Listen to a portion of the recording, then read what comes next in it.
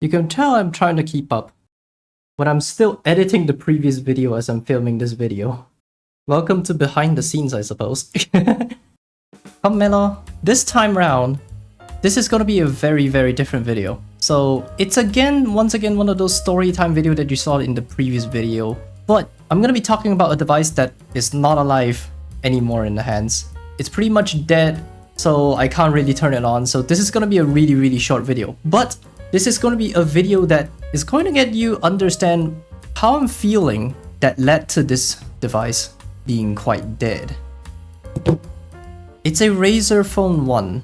That's right. So I bought into the old Razer Phone 1 because I thought to myself, man, Razer makes cool product. Well, at least that's what the innocent part of me used to say before I learned the anarchy of businesses. So once I picked up the Razer Phone 1, it was a pretty pleasant experience from the get-go.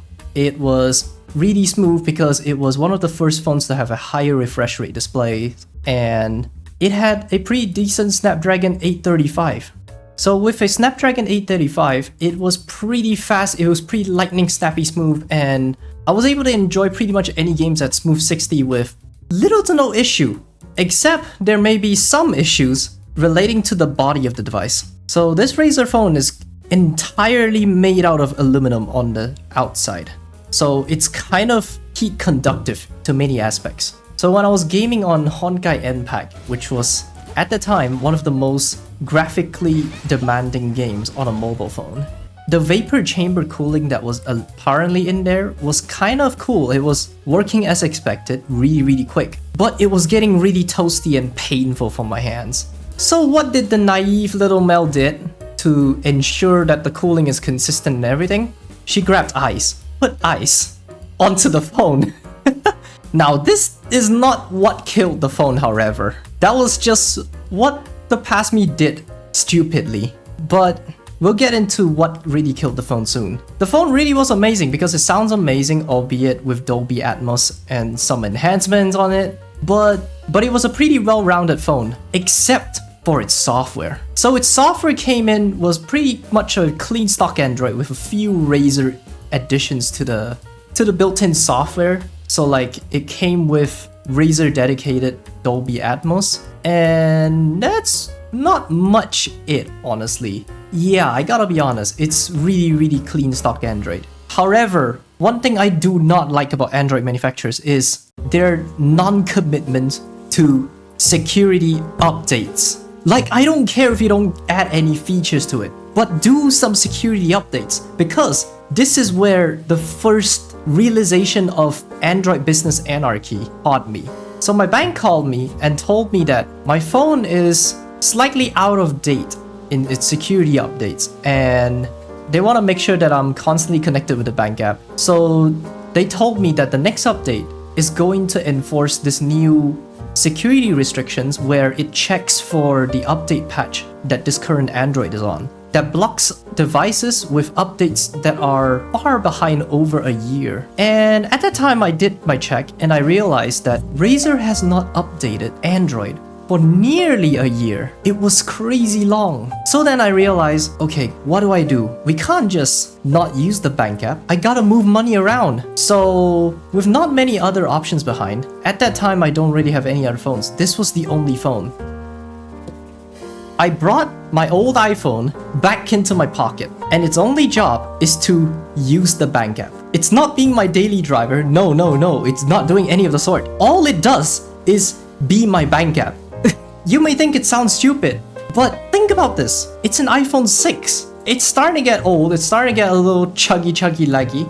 How would you expect me to move everything back there and daily drive it again? Especially when the battery was very dead. I mean, if you have seen my videos, you will realize that I exchanged this battery just this year. So you could tell how dead that battery was. So it was kind of disappointing to me, and I thought to myself, okay, maybe I could do something about it. Maybe I could delve into the custom Android ROM. Maybe that could help me a little. However, here's another problem I have with Razer at the time. They had really poor quality control for the software implementation of the phone.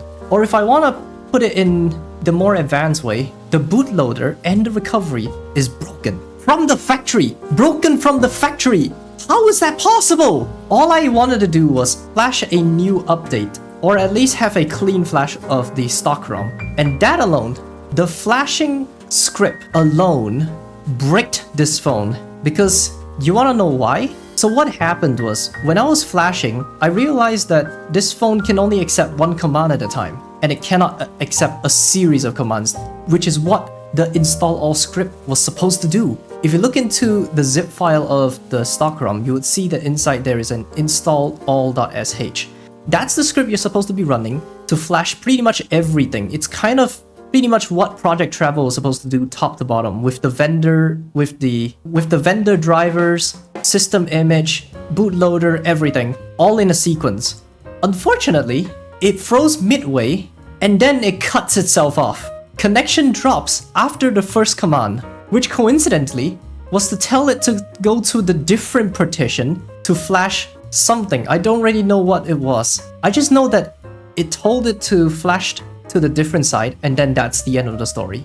And ever since then, I've not been able to boot this phone. So I decided, okay, let's drain the battery, do the standard procedure that everyone tells you on Reddit. Drain the battery and then plug it, charge it back up, whatever. I did everything. Nothing brings it back up anymore. Now there are some heat created by the power management IC, but that's all there's to it. No other parts of the phone started heating up or anything during charging. I thought to myself, that's pretty much the end of it, isn't it? Like, I got no phone anymore. So I ended up daily driving this iPhone 6 again, which is kind of a grim story if you tell me. Man, Razer, why are you such a disappointing company? Now Razer, if you have not been updating security updates for your Razer Phone 2, I'll be deeply disappointed in you. In fact, if you're not gonna make a Razer Phone 3, so be it! We don't wanna see you anymore in the phone space. Because it was getting really close to being a treble perfect phone, like an alternative to Pixels. But they screwed up everything with the quality control of the phone. Everything is just lackluster and filled with unanswered questions by the community to the Razer support. Like, if you go up to Razer Phone on the subreddit, you see a whole lot of people facing issues and have not had so much success with the customer support. If anything, the closest they can do is just RMA it, and that's all there is to it. So this is my personal terrible experience with the Razer Phone, and this is what led to me holding on to a dead relic. I've actually torn down this phone before, so you can see that the speaker grills are gone, which is not really a grill, as you can see now that we've taken it off. Like, the speaker's right here, and then there's another down here. That's it. Whatever is over here, it's completely jack shit nothing. And that's the camera, that's probably the proximity sensor and stuff. That's it! That's all there's to it. So, I know the Razer Phone 1 was supposed to be like a spiritual successor to the... what was that dead company phone called? So the Razer Phone was supposed to be a spiritual successor to the Nextbit Robin. I don't know what happened to the Nextbit Robin, but this phone was pretty much one-on-one to the Nextbit Robin, but with more gaming specs onto it. And I gotta be honest, I am really disappointed. This phone could be the simplest gaming phone in the entire world. Well, too bad. Red Magic has taken over this part of the category. So, yeah. But yeah, this is the saddest story I've ever had when it comes to an Android phone. But that's not the end of the story, unfortunately. So without a mobile phone, I thought, okay, how am I gonna communicate with my group mates in university? Well, this iPhone is technically doing the job, but it's starting to show its age, and I have to bring a battery bank with me pretty much all the goddamn time. Not to mention in my pocket. Not in the bag, in my pocket. Because this phone dies so quickly that it only lasts 30 minutes of its lifetime. So I have to pretty much stay on tether pretty much most of the time. Think of it like the phone is on life support, and I have to make sure that I don't end it, I guess. So with pure desperation, and luckily I was on a contract with a telco, I thought to myself, okay, let's buy a contract phone. For a cheap low price of 100 yen, I got myself a Redmi Note 7. That's right, the Redmi Note 7 is pretty much the cheapest contract phone I've ever picked up. Though the phone has been pretty decent, there were some continuous security updates, but it's not that frequent. But let's be honest, it's always with the Chinese phone manufacturers that always never promises on updates. so I can't really expect much. But they have gone through a major update, which was long enough for me to pick up a phone, or a phone. So I picked up the Samsung Galaxy S10. Unfortunately, the S10 is not with me anymore, because you will not believe this story, which is kind of crazy in my opinion. So what happened is my mom dropped the phone, which was a Galaxy S8, and it shattered the touchscreen. Like, not just the glass, all the way down to the digitizer. Complete shattered, and it was unusable. And she thought to herself, oh god, I should probably get a new phone. And then I told her, you know what, fine, I'll just sell my phone to you, and then I'll get a brand new one. And that's how the Galaxy Note 10 Plus that you've been seeing in the previous videos all these times came to be. So this is my goofy ass experience with Android phones. It was such a crazy anarchy that it made me jump back to iPhones. Not because of these bad experiences, but the anarchy of business that happens in the business world. It's kind of more to favor the business people than to favor the user. So if I can't run with a phone for more than 4 years without it running into serious fatal problems every time, why should I be trusting a certain company for that? So I've kind of lost my mind and I went for an iPhone 12 Pro Max. But I don't regret getting an iPhone 12 Pro Max. I'm there for the performance, not the walled garden. I've said multiple times on the alternative apps video in iOS that I use phones mainly for the performance and longevity. And I couldn't care less about the ecosystem. The ecosystem has nothing to do with me at the moment because I don't really care too much about customizability, and sideloading is kind of a side thing to me, honestly. It doesn't really affect me as much. So there you have it. This is another crazy story, and I hope this doesn't come off as an anti-Android, pro-Apple kind of looking ass video. I am not siding with any side. I still think Android has a lot of potential, and Google is still making some tiny strides on making it better, but they also have a lot of L's in, especially from as at the time of filming. Google Play started rolling out a new, I wouldn't call it an API, but a flag that allows developers to prohibit people from side-loading a certain app of their making. But I don't think that's too big of an issue. I think this is more of a security concerns for, like, say, bank apps and stuff like that. But the fact that Google did not address it specifically for bank apps kind of goes to show that they couldn't really care less about the freedom of Android users. But I got my fair share to burn on Apple. But with all the ecosystem thingy out of the way, I honestly don't have much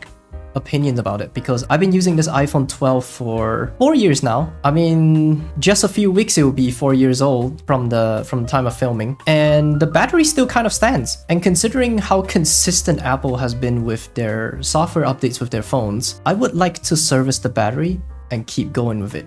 Especially when I'm at this time where I actually cannot afford any other phones. I seriously don't have any money, and I'm still trying to grasp onto dear life, trying to make the best out of the content and best out of my life for you, for everyone who's watching this video in these tough times. But yeah, anyways, with that said, thank you so much for chilling with me, and be sure to subscribe, be sure to share me around in all your socials if you do kind of enjoy me, and suggest more content, I guess. What kind of content do you want to watch out of me?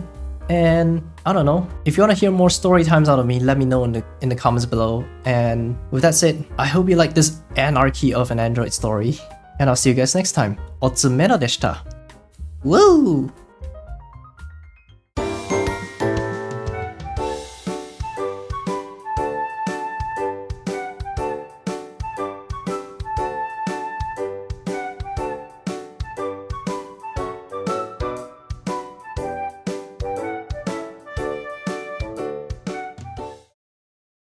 Sheesh.